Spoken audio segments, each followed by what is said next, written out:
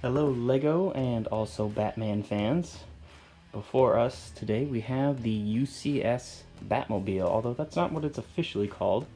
Lego calls this the 1989 Batmobile. And it is obviously the Batmobile from the Tim Burton movies, or the Michael Keaton movies, if you prefer. For me, and I think a lot of other people my age, this is the Batmobile. When someone says the word Batmobile, this is usually the car you think of. So we're going to take this other stuff out of the way and check it out. So the first thing to note about the Batmobile is it's huge. It is really big. And as you can see, in comparison to a minifig, it is gigantic. It is not minifig scale at all, but you guys already knew that. This is about making a most photorealistic version of the Batmobile from the Tim Burton movies as they possibly could. And I am rotating it on this stand that comes with the set, and we'll look at that in a little bit. Just taking you around the outside, as you can see, lots of slopes, lots of tiles, lots of wedges used, and for a set this size there's not a lot of studs showing, which is fantastic, which is kind of what you want if you're going for realism. Lots of interesting construction. These spoilers used as the vents back there. These are these newer kind of shin armor pieces used around the jet thruster in the back, which has an action feature.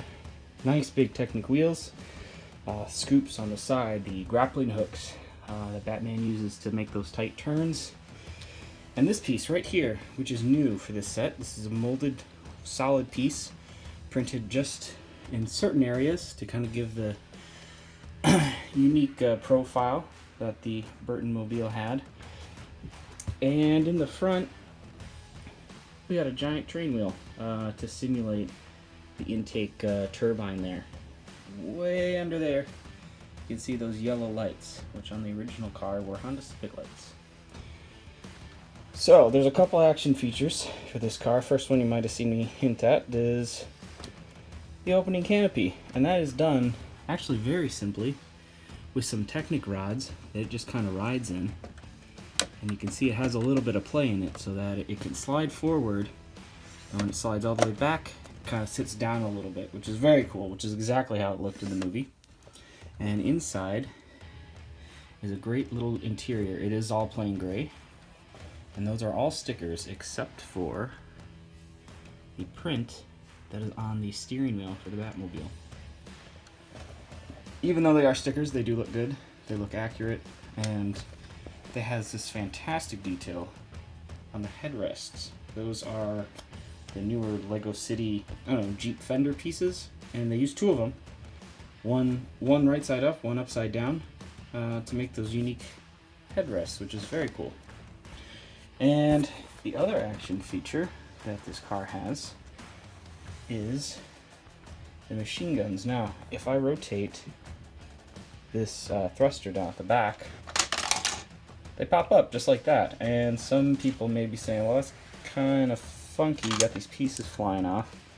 But that's how it happened in the movie. Those parts flew off. And does it make sense for Batman to leave pieces of the Batmobile lying around when he's trying to keep his identity secret? Probably not, but in the case of the movie it makes it, I don't know, a little more dramatic, I guess.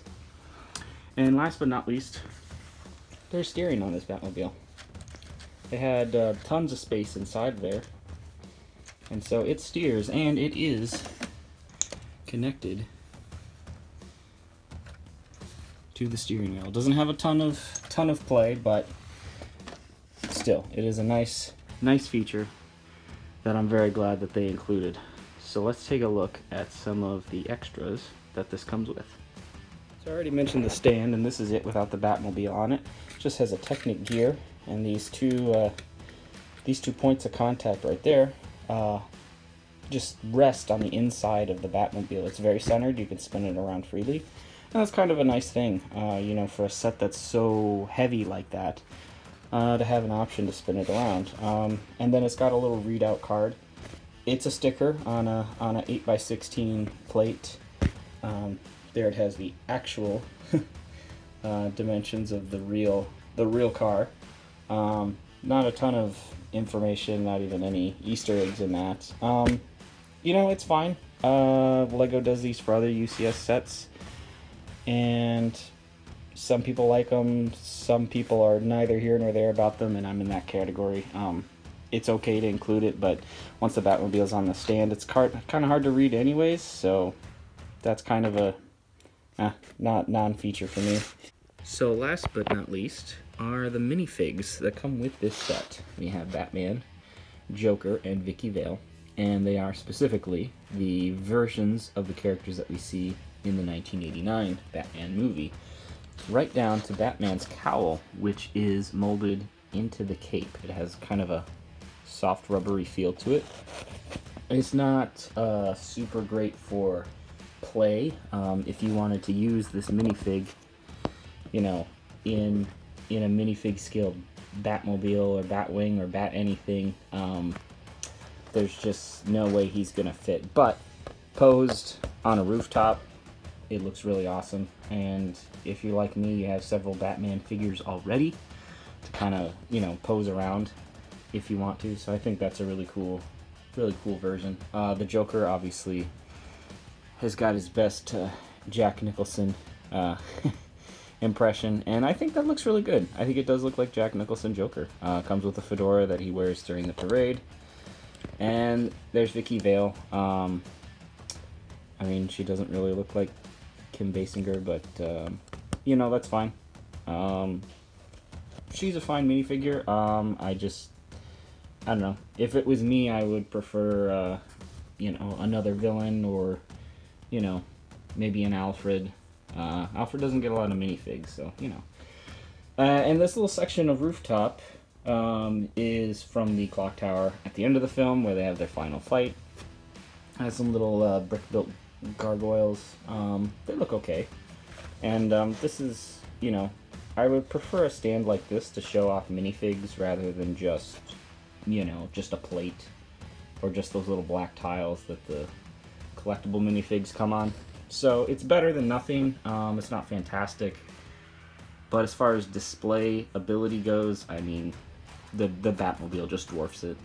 So you may have noticed a couple other Batmobiles in the beginning of the video, and this is one of them. This is a set that you would get for free if you got the Batmobile in the Lego store while supplies last. So as far as finding one of these after release day, good luck. eBay, probably exorbitant prices. And it's a scaled down version of the same exact car, and it is intended to be the Burton Batmobile. And this is a minifig scale. Obviously it's a little more playable. It has some stud shooters up there, and the cockpit opens this way rather than sliding forward, which I think is acceptable for the scale that it is. And there is one little action feature, which is the turbine, which is geared to the rear wheels. And like the big brother, it comes with a little display stand. Again, not that important. It does have a turntable, which I don't feel is necessary for a car this size. It's very light and easy to move around. So, not really sure why they decided to include this, but it does have, a bunch of these 5-sided tile pieces. So for parts, it's not bad. But I don't think it serves as great a purpose as the larger turntable. And also, it comes apart easy. And this Batmobile is not one that you can get in any stores, at least not that I'm aware of. And at least not legally. This is a version of the Keaton Batmobile that I built probably a couple years now ago. I'm going to say 2016, 17, roughly. And I was just kind of excited about the Lego Batman movie and decided to build my favorite Batmobile. It does not have really any action features at all, but I just tried to, get it as close as I could. And, for a mock that's a couple years old now, I feel like it kind of held up well. There's a lot of details I wasn't able to get at all. You know, the fins on the back don't have the kind of the molded bat motif. They're just kind of, they're a little straighter. The cockpit doesn't open in a cool way. You just kind of have to take some parts off. But it does fit Batman, and he sits in there pretty comfortably. I built this more for show, more for display than anything. I used a wheel well set on an angle to kind of get that effect. And it's just one of those mocks that I just kind of kept around because I was kind of happy with it. And I don't know. It's bigger than the small Batmobile, but still too big for city streets, I think. But yeah, I just thought I'd throw that in there to show you guys a little mock that I made that's supposed to be the same car. So this is the first Lego set review that I've ever done on my channel. I think it's a cool one to start out with. And I'm trying to think of a some kind of a rating system for doing set reviews. I don't know how often I'll do them. But I think my review is going to consist of 3 parts. My final verdict. Number 1, playability, because after all, Legos, they're toys. Second is displayability, and I would include that, you know, detail, the construction of it. And a third, I would include the, I don't know, the modification category, if you will. Because if you guys are like me, I like building cool Lego sets, and no matter how cool they are, I always seem to find stuff that I want to tweak and stuff that I want to change. Which is kind of, you know, how that Batmobile came about. And while I can't see anything that I'd like to change about the Keaton-mobile, you know, people have that option to do that. So for my first verdict, playability. Playability is, you know, it's out of averages. It's neither extremely playable nor is it not playable at all. Now a lot of people might look at a set like that and say, well, how do you play with that? That's a monster. It does have those neat action features, and despite some of the small detailing that's around the side, this set is really sturdy.